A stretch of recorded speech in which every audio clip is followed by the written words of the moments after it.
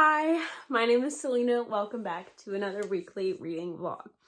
So, in the last vlog, I graduated. Check that out if you have not already. But I said that I would start this vlog off with footage from that day, talking to my boyfriend and my best friend Heather, who have both featured on this channel before. Sadly, I did not get to do that because basically we were gonna go to like this little cute little strawberry patch and stuff. You can see that place in the vlog. I went in that vlog as well, just not with them. But we had a severe thunderstorm warning, so we had to get out of there. It was very sad. I did not get to talk to them in front of the camera with you, but we had a good time nonetheless. I have been working. It is currently Wednesday, May 25th. After this week, I have like 2 weeks left at work. And then I'll be done and I'll have the summer. Some news though. If you're on my Discord, you've already heard this. So currently I am a long-term sub until the end of the year. So I did my student teaching.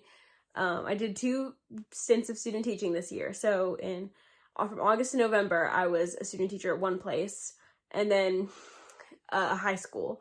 And then from January through April, I was a student teacher at another place, a middle school. Then I got hired literally a week after finishing up at that middle school. I got hired at the high school that I had done my first stint of student teaching at just till the end of the year to fill a position that had opened up and needed like a long-term sub to finish out the year. So I did that and I took that job and that's what I'm doing right now. I still did not know where I wanted to be next year. Like I had places in mind, I had interviewed, I knew I wanted a middle school, but I wasn't sure if my dream job would come through. I'm happy to say that night, the night of my graduation, after I had the ceremony and after Heather and Mason had both gone home, I got a job offer at the place I did my second stint of student teaching at, the middle school, and I could not be happier. It means I get to teach 8th grade. It means I get to teach my kids that I taught this year, at least some of them, hopefully. It means that I get to work with one of my friends from the program I was in who also got hired there. I get to work very closely with her. It means I get to create something entirely new for our curriculum for the next year, because most of us are young teachers and we're all kind of a new team. But I think that because of that, we will have like tons of fresh ideas and we'll just be able to create something from the ground up, because there's really no one there who has been there in that like learning community, in that just 8th grade learning community for like a while. We will have like another teacher in there, and he's taught for a while, but he won't be in charge of creating curriculum. Like, that'll be us, and I'm just super excited to see what we can do with it. I could not be more thrilled about that job. But now let's talk about what I'm currently reading. After I show this, I'll also show some footage from some of the bookish gifts I got for my graduation. My boyfriend got me 3 books, which I will show you and actually point out, and then I'll show some footage of my really awesome bookends that my aunt gave me. But first, let's talk about the books. So, Royal Assassin, it was the first one I picked up. I took it to work today. I was able to read a little bit, but I really have not been able to read much of this because I just haven't, and it's dense. But 262 is where I'm at. I will be reading some of this tonight. So, as you know from the last vlog, I finished The Disappearance of Winter's Daughter, and let me tell you what I started. Let me get to approximately where I am. I'm a little farther than this, but whatever. I'm like a third of the way through White Trash Warlock by David R. Slayton. So this is an urban fantasy that's just is a really cool take on urban fantasy. So it's kind of like it's about this warlock who's he's like 20 or something. He's about this warlock who has the sight. He sees the magical world, and he was never sent to a magical school or anything to hone his power. He was outcast by his family for multiple reasons. One of which being that he has a sight, the other of which being that he's gay. And so he was sent to a like a mental hospital that was very abusive and not very good.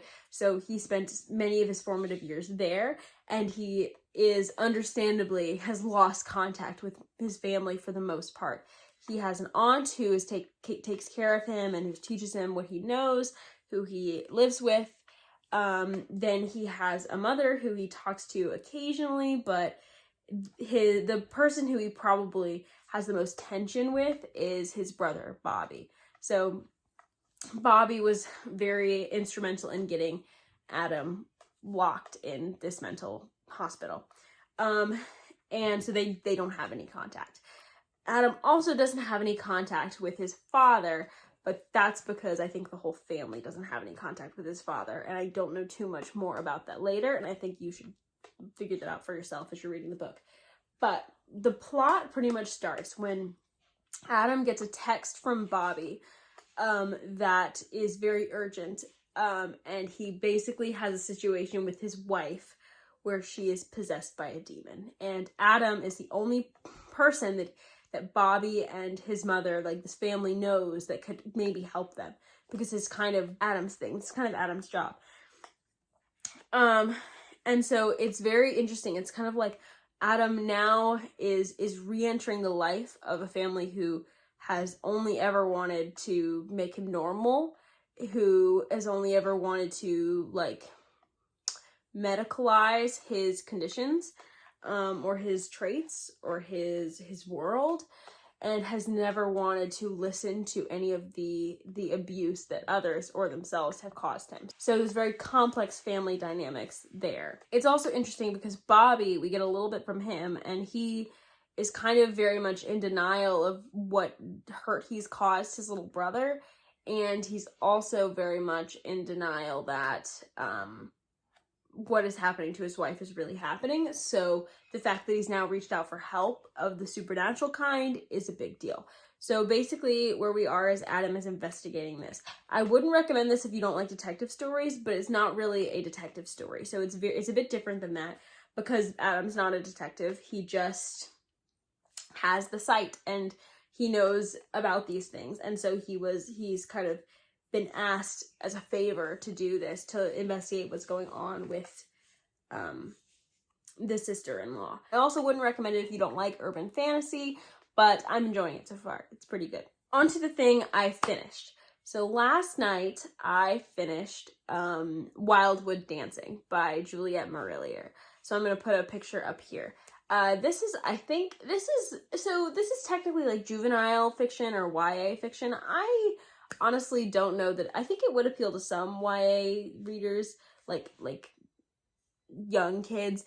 I think it will definitely appeal to some of the YA audience. I don't know that it is what you will be thinking when you're thinking of like a YA fantasy. If anything, it kind of feels like a YA version of The Bear and the Nightingale.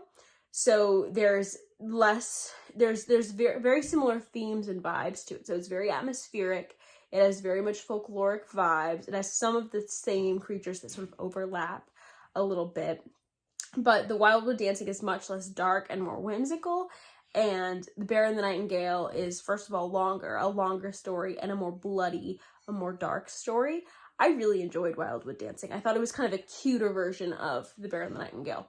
But it does do some of the very similar things in a very good way. So I think Wildwood Dancing also has this sort of slow and steady pacing that is very much about the atmosphere and about the history. Like these are very similar in both of them. So I think if you like that in The Bear and the Nightingale, you might like that in Wildwood Dancing. And I also think that Wildwood Dancing manages to talk about feminism in a way that The Bear and the Nightingale also did. So we have Vasya in Winter Night, who very much does not fit in with what people expect a woman to be in Russia at this time. And so you see how she has to take pretty drastic measures to do what she wants and to be who she wants. And I think Vasya is the better character because she's much more flawed. But there's very similar conversations that go on in a more YA way in Wildwood Dancing. Like that part does feel younger because there is some talk about like the things that women are expected of women and the things that men feel it is okay to do to women, but it's not quite as graphic. It doesn't quite go as far as Winter Night does with that. And yeah, I just thought that was pretty age appropriate, I guess. I don't know, for the time, what people thought YA could do. But anyways, I just thought that Wildwood Dancing was such a good, like, fairy tale-esque, but also folkloric type of book. Another thing that I really liked about Wildwood Dancing was, and this element did not remind me of The Bear and the Nightingale, because to me, the Wildwood Dancing world feels more folkloric, just like the Bear and the Nightingale world. But Wildwood Dancing is also a fairy tale retelling. So it also has that sort of fairy tale whimsical aspect in a couple of ways. The main one that it's retelling, the main element it's pulling from a story, is 12 Dancing Princesses by the Brothers Grimm. So if you like 12 Dancing Princesses, I definitely think you should check out this retelling. It's a very loyal retelling. Like, it takes a while to get into it, but it very much has like a fleshed out, similar beats to the story, like the same beats in a way, but it also is not just a straight retelling of the story. Like, it has its own things and its own fleshed out plots and characters and additions, and it's really good. And honestly, there's more, since it's from the girls' characters, the things that go on in 12 Dancing Princesses are more like almost afterthoughts to the plot, because the girls have so many more issues that they're trying to deal with. So they've got like a cousin who's very overbearing, who is actually like comes from the original fairy tale, but he's obviously not fleshed out, and he's much more of a villain in this one. They're trying to deal with what he puts them through. They're trying to deal with the fact that they're trying to run a household. They're trying to deal with the fact that the other kingdom, where they cross over to go dance at night, if you're aware of the 12 Dancing Princesses retelling, that will make sense. If it doesn't, I'll get to it in a minute. They're trying to deal with the other world changing and some visitors being there that maybe aren't as benevolent as some of the fae they meet over there. So the other kingdom, premise of this book, if you don't know, it's basically the 12 Dancing Princesses retelling, but with like 5 girls who cross over to the other kingdom, like to like a fae court basically, and dance. It's not like a fae court as in like a Court of Thorns and Roses or the Cruel Prince or anything like that. It's very much like a folkloric, just a very folkloric, like slightly fairy tale-esque vibe. I think the cover gives the vibes perfectly for this book. And they go and dance, and while they're there is like a group of night people that come and try and sort of join the fun, but they may have more sinister intentions, and things may not necessarily be safe. And then back in the human world, because the girls only go every, like once a month, every full moon, back in the human world, the girls are dealing with like this overbearing cousin who does not trust the other world and doesn't really know about what the girls do, but knows that like the area around them is very steeped in folklore. And so at every turn, he's either trying to like obstruct the girls' independence, or kind of bulldoze over any like pact the land may have with the fae to kind of keep separate. Like, he very much wants to meddle there.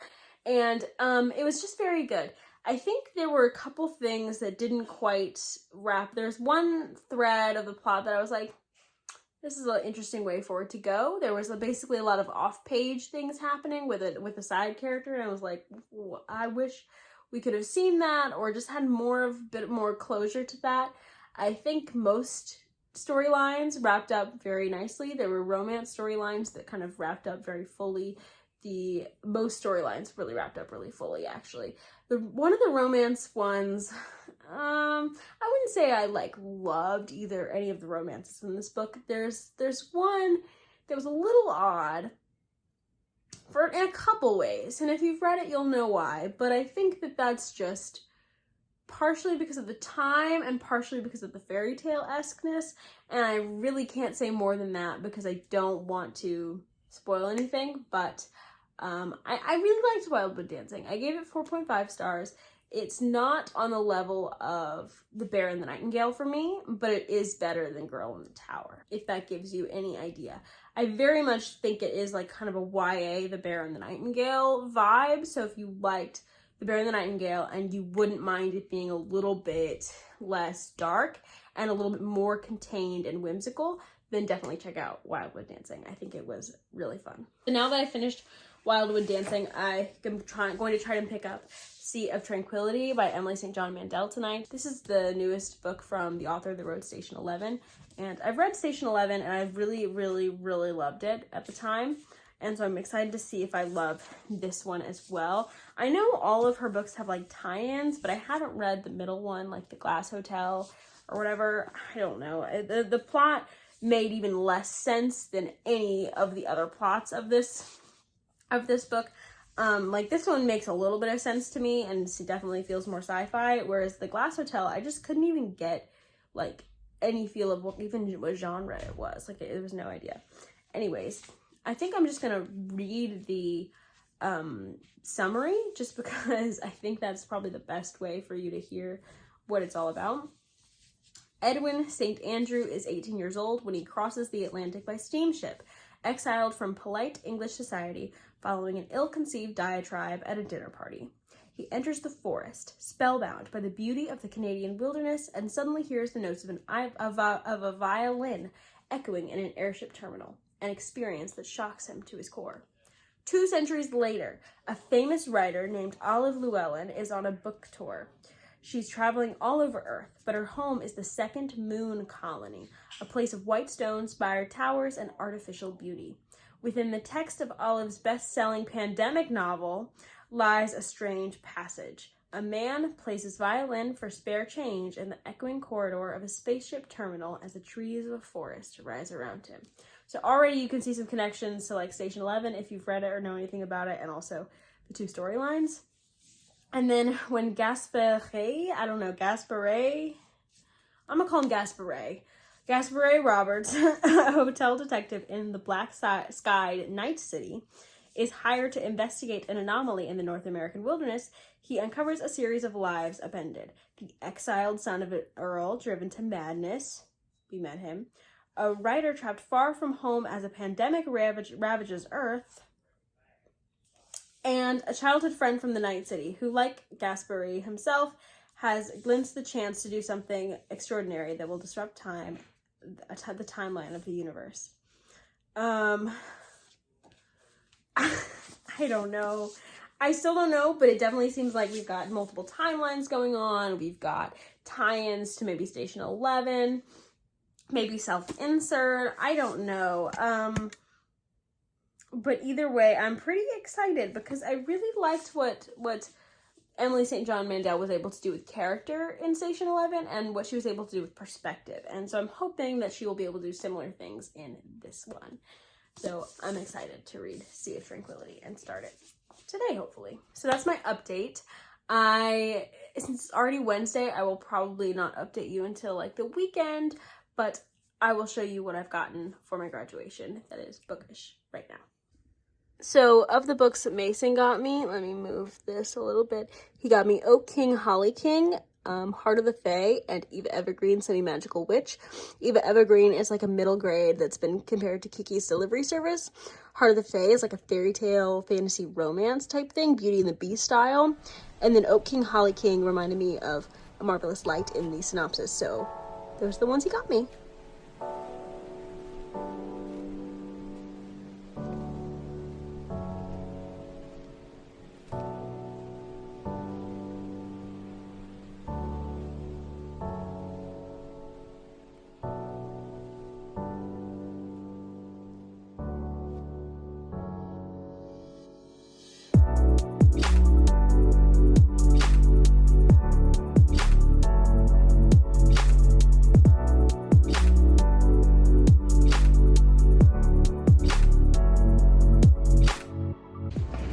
In all honesty, I don't love being a teacher right now.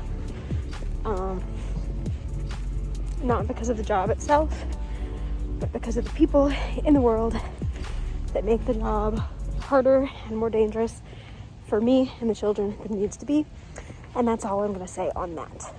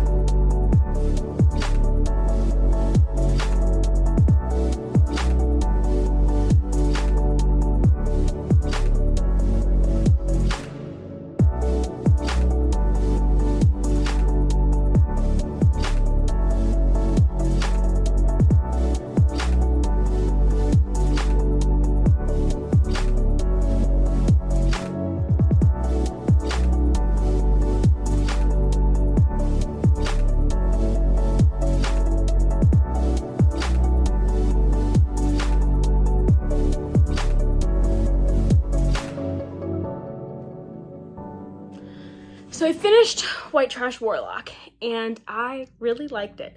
I wouldn't say I loved it, like I was obsessed with it or anything, like, so it isn't a 4.5 star or above. It's more like a 4.25 star.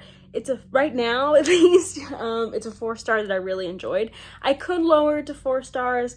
I guess we'll see in my mid-month, or not my mid-month, my end of month wrap up. Yeah, I ended up really liking it, and I like the way that things ended, and then I really like the dynamics of his family that's very complex and very not always healthy family dynamics that he has with his mom and brother, and the way that it explores like a very like Southern family and some of the expectations that his family had for him, and Adam doesn't meet almost any of them. So that exploration, the complexity there was very interesting to see a family who had a lot like happen to them and has a lot of secrets and has a lot of and that has just had a lot of like conflict with each other over the years.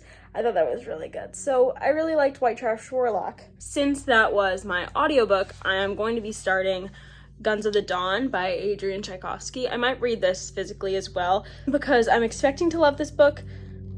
If I don't, I'll be very, very sad. If you can hear the mower, that's my dad mowing outside right now. So this is a book about I've heard it's like basically like a Jane Austen heroine goes to war in a fantasy world. I don't know how much fantasy it is. I think it's more low fantasy, but it's definitely like a Jane Austen type heroine. The first part you have at the estate, and then the next part you have at war. It's garnered lots of praise from people on BookTube, such as Alan from the Library of Alexandria, Leanna from Leanna's Library, and Jessie May. So, wide variety of tastes.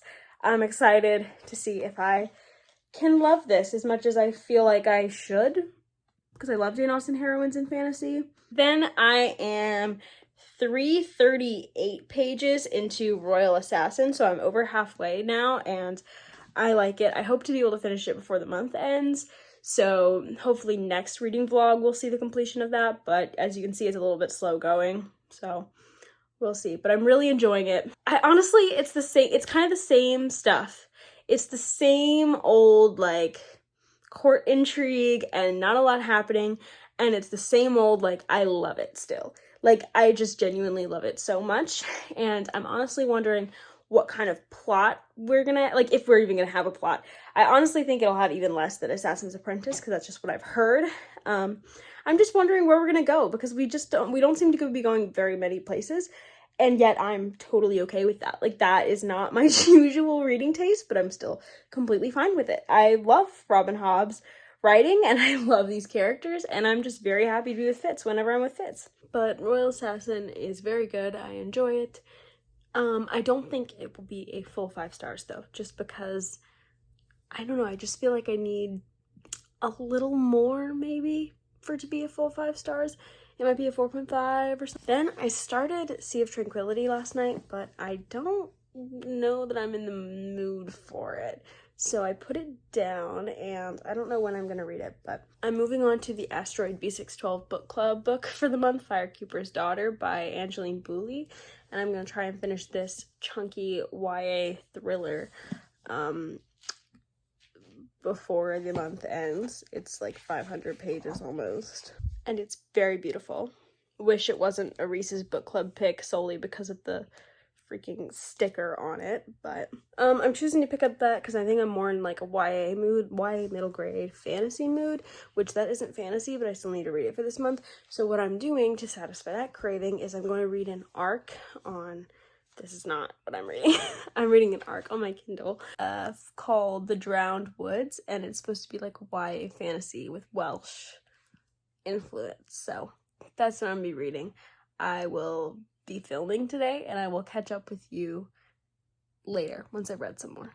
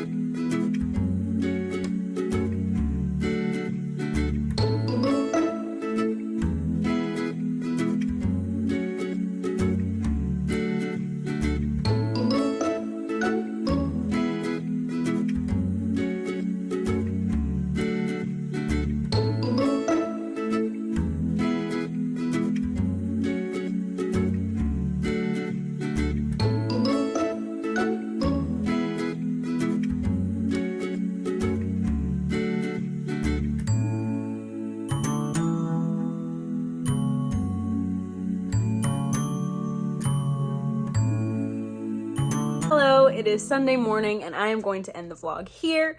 So last night I did not read much, but I did start Guns of the Dawn by Adrian Tchaikovsky.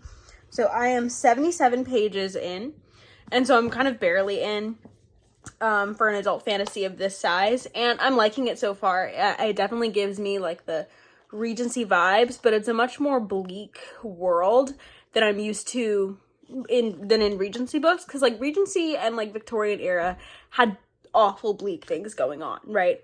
There were wars, there were war fronts, there was colonization and enslavement, but because we're not following the poor in most Regency or Victorian books, you don't really see a lot of suffering in this type of book. Like, I mean, if you're reading Charles Dickens, you do, but like for like a fantasy of man, or like a comedy of manners, like you don't. So it's interesting because it has the world, but it very much is showing, like, it's very much showing the cost of war on this world, and I can kind of just feel it being bleak. So that's what I like about this one so far. I will get farther in this, and it will be in the next reading vlog. And then I haven't gotten any farther in Royal Assassin, and I've started 2 other books, but I think I'm going to leave them for the next reading vlog. The next reading vlog will bridge 2 months, so it will show you the end of May and the beginning of June. So I will see you next time. Bye.